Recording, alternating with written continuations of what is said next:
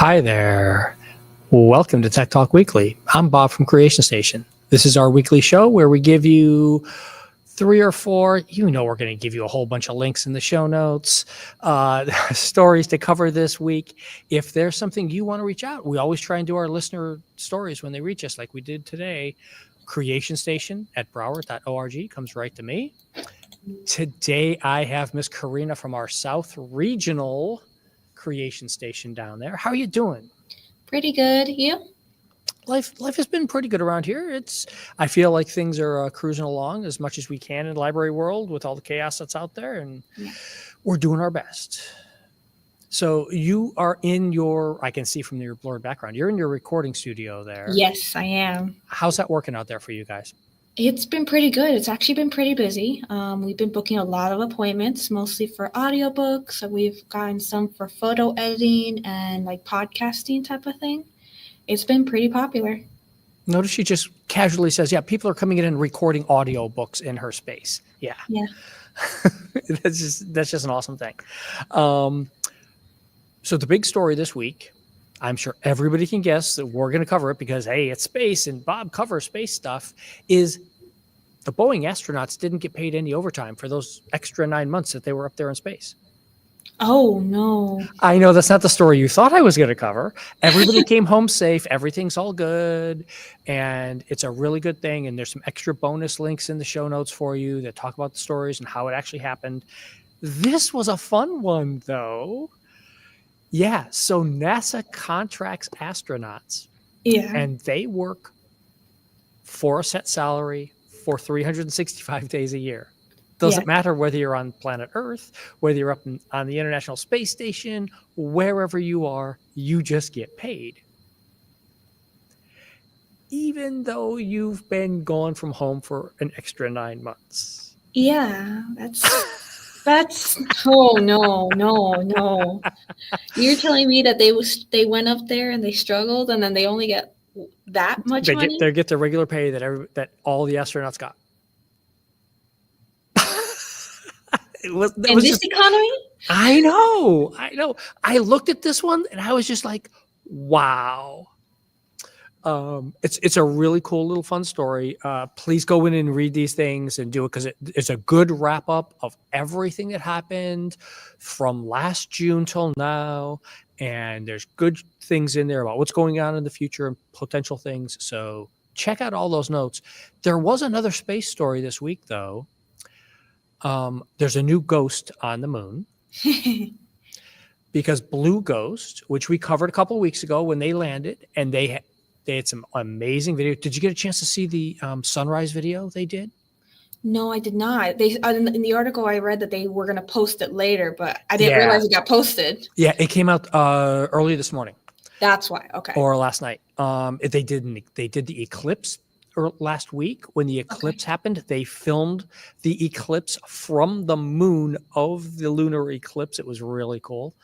But it's dead. Blue Ghost is dead now. So it is really a ghost again. Yeah.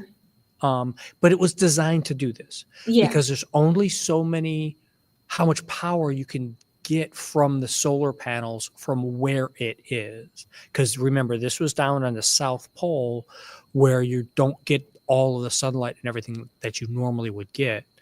And like some of the other rovers that are out there on different sections of the moon where it rotates in and out of the sun and you can recharge your panels. I wonder, though, if it's like a few more years, I don't know how many years, if like there's certain rotation and it will be back in the sun again, will it come alive again? No. Or is it a specific location where it's like, it's not coming back? In where the location is, down there off of the pole, the sun will hit there again, but the components won't last the super cold lunar night, which is the issue. Because it's going to get so cold that things like steel and all these things just crack. Yeah. And so eventually, as everything settles down, as everything gets super, super cold, it'll just stop working and the power has gone off and it won't come back on because the panels just won't restart. Oh, that's too bad. India had a lander that went up 2 years ago that did restart.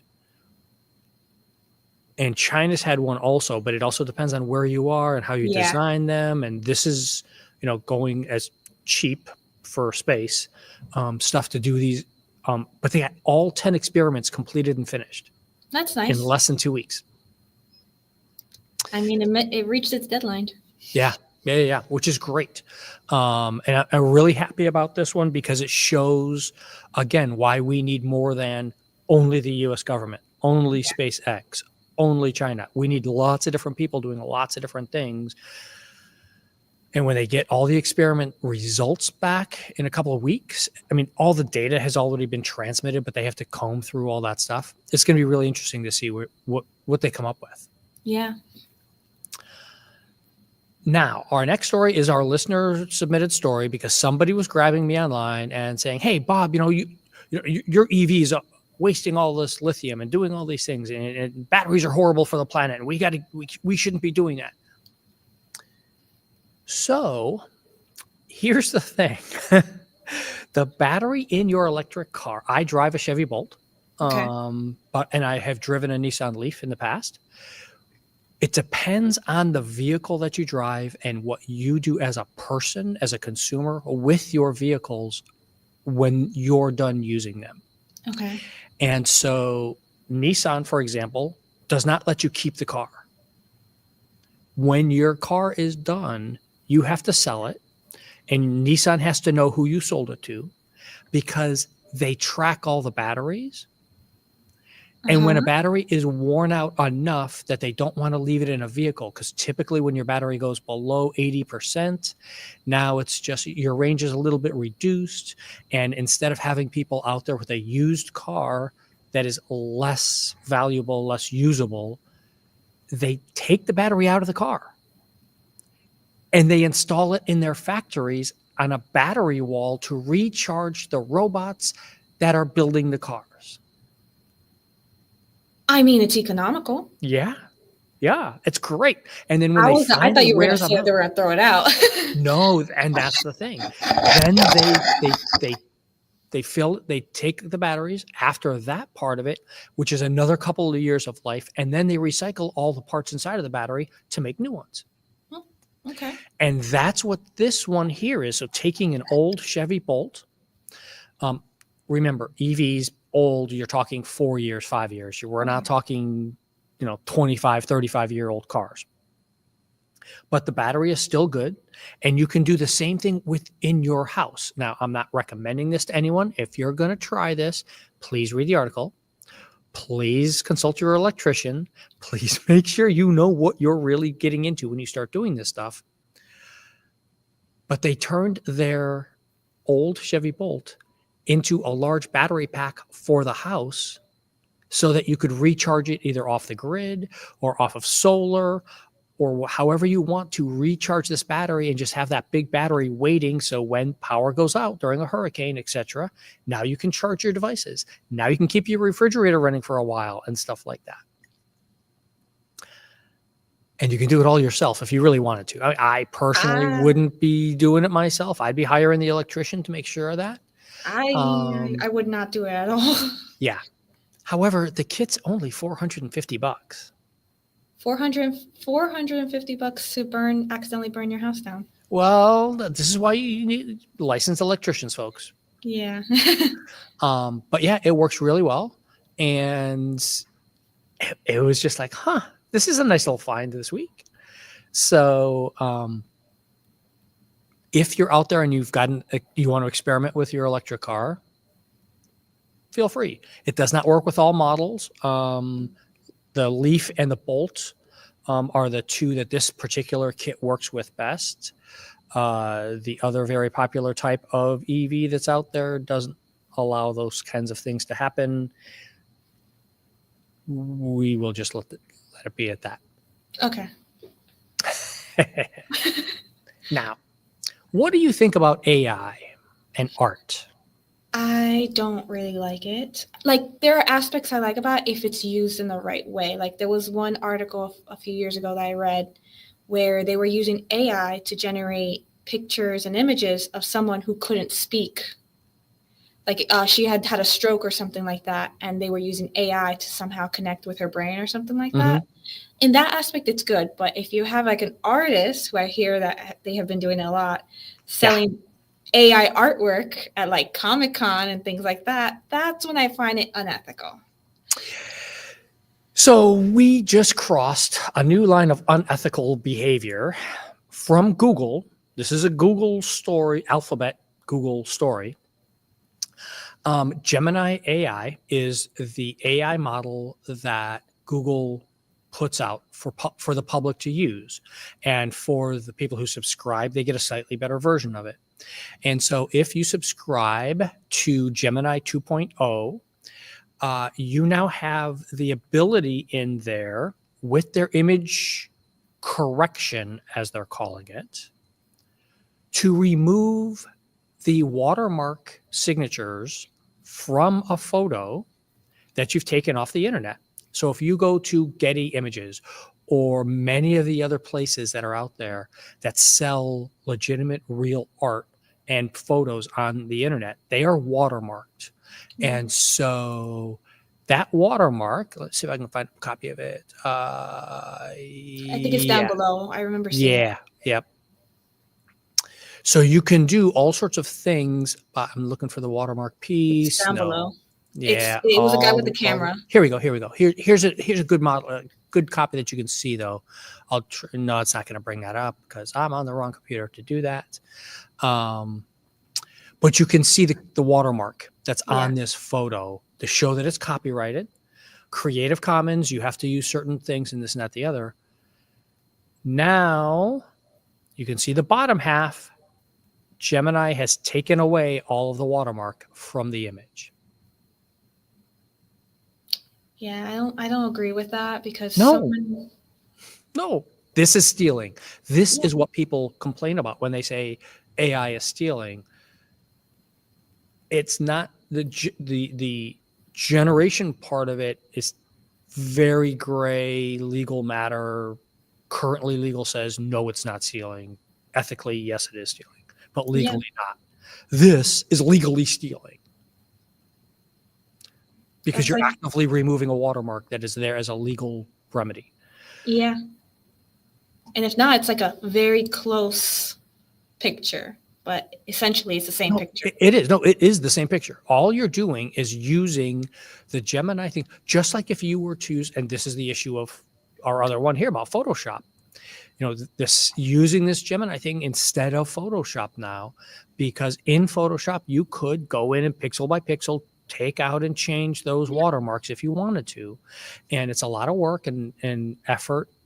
It's easier, much easier now because Adobe's got their own AI image generation stuff going on.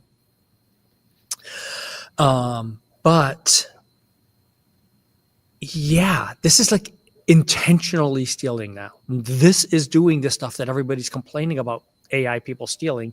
Now you're telling them, oh, here's how you steal. And the longer that it's allowing customers or people to use that, the more things is getting stolen, and the profits lost from people who actually worked hard is growing. Yeah. Professional photographers who made these images, made these things, and it's not like they get paid a ton of money either. On our Creation Station Monthly show, when we did photography back when, one of the artists talked about the fact of her photos brought her $20. Yeah.